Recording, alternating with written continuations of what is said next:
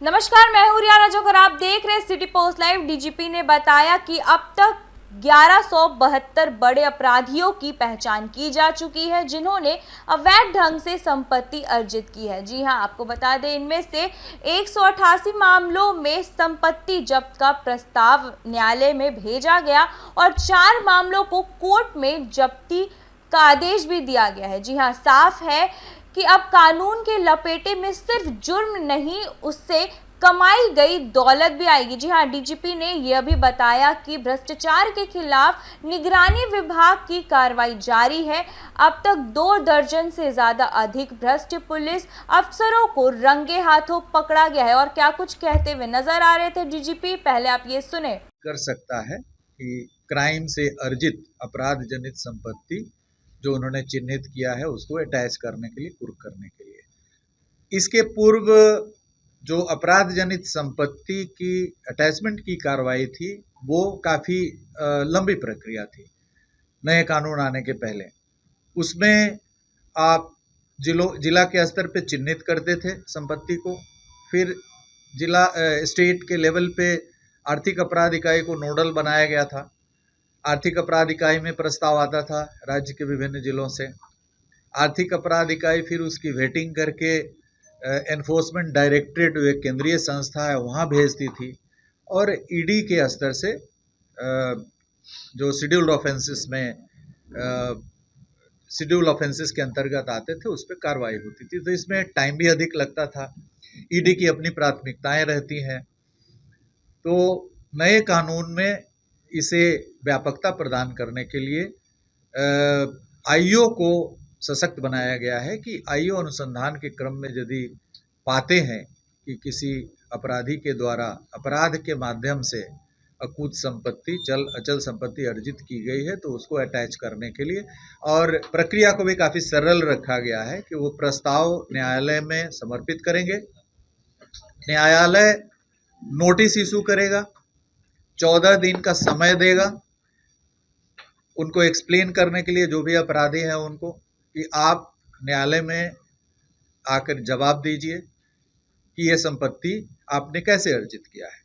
यदि 14 दिन के अंदर में जवाब नहीं आता है तो न्यायालय को एक्स पार्टी डिसीजन देने का भी प्रावधान किया गया है। न्यायालय एक्स पार्टी, एक पक्षीय निर्णय उसमें उनकी संपत्ति को कुर्क करने के लिए आदेश करेगा।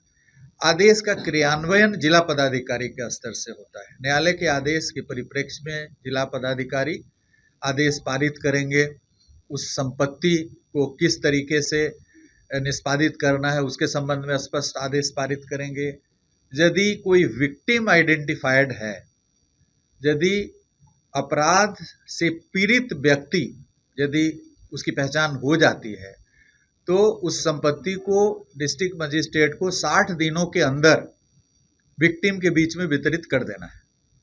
यदि विक्टिम आइडेंटिफाइड नहीं है तो उस संपत्ति पर राज्य सरकार का अधिकार हो जाएगा कि राज्य सरकार में उस संपत्ति वेस्ट हो जाएगी।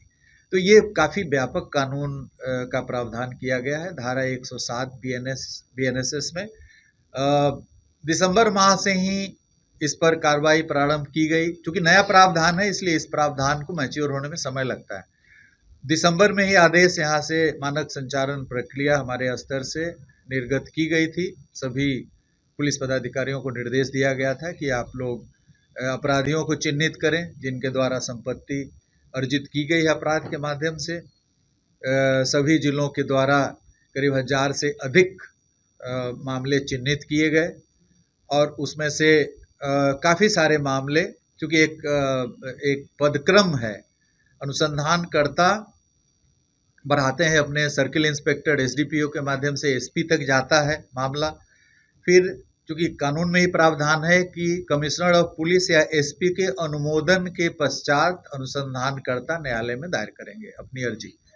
तो सबसे पहले तो आपको चिन्हित करना है, उनकी संपत्ति का पता लगाना है, जो अपने में एक टाइम टेकिंग प्रोसेस है।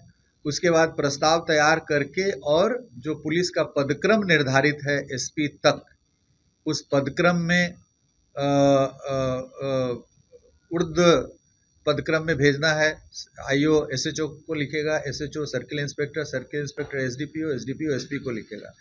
एसपी के यहाँ एग्जामिन होकर के उसको अनुमोदित किया जाएगा। एसपी के अनुमोदन के पश्चात आईओ कोर्ट में उसको दाखिल करेगा। कोर्ट में दाखिल करने के बाद कोर्ट अपनी प्रक्रिया प्रारंभ करती है। तो इस तरह जो अभी तक हम लोगों ने की है, 1249 हमारे थाने हैं।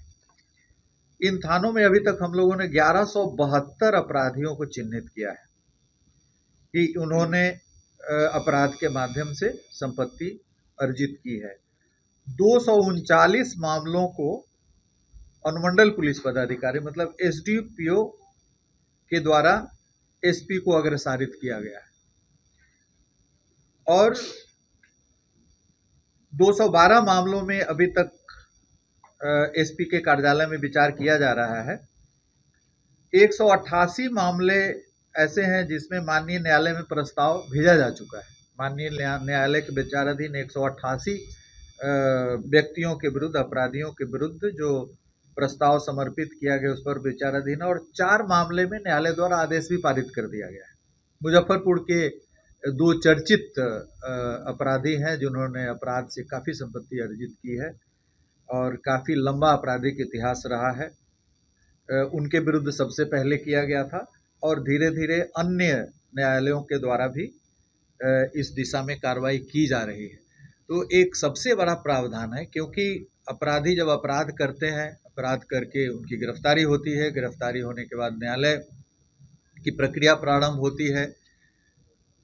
कुछ समय के बाद उनको बेल भी मिल जाता है, बेल पर बाहर आते हैं, फिर अपराध करते हैं। तो ये बार बार अपराध करते हैं, पुलिस फिर सक्रिय होती है, गिरफ्तार करती है। तो ये बार बार जो एक सिलसिला चलता है, इसका उतना प्रभावकारी इम्पैक्ट नहीं पड़ता है। यदि सजा हो गया तो फिर उस पर इम्पैक्ट पड़ता है, इसलिए सजा में भी समय लगता है। लेकिन ये काफ़ी त्वरित प्रक्रिया है कि इसमें आप चाहें तो उनके द्वारा उन्होंने जो दर्जनों अपराध किए हैं, उस दर्जनों अपराध के माध्यम से जो उन्होंने संपत्ति अर्जित की है, उसको आप चाहें तो महीने भर के अंदर में, 15 दिन के अंदर में पूरी संपत्ति आप जब्त कर लें।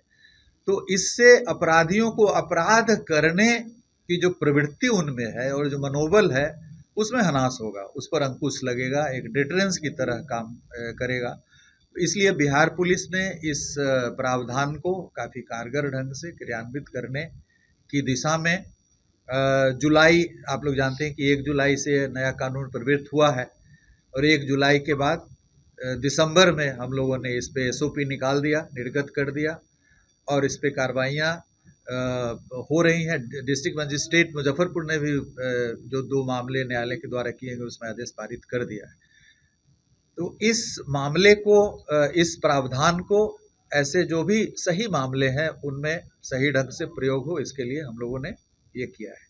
तो एक हमारा अपराधियों की संपत्ति पर जब हम प्रहार करेंगे जो उनके द्वारा अर्जित की गई है, तो इसका एक हम लोग एक्सपेक्ट कर रहे हैं कि जब व्यापक तौर पे यह कार्रवाइयाँ होंगी, अभी 1100-1200 मामले हमने चिन्हित किए हैं, संभव है कि आने वाले दिनों में और भी अधिक से अधिक मामले हम लोग चिन्हित करेंगे और उनका पता करके इस पर कार्रवाई कराएंगे। जैसा कि आप सुन रहे थे डीजीपी को, उन्होंने कहा कि प्रधानमंत्री के संभावित दौरे को लेकर बीजेपी ने बड़ा बयान दिया है। जी हां, आपको बता दें सुरक्षा के व्यापक इंतजाम किए जा रहे हैं। पुलिस कर्मियों के साथ वरिष्ठ अधिकारियों की भी विशेष तैनाती की जा रही है।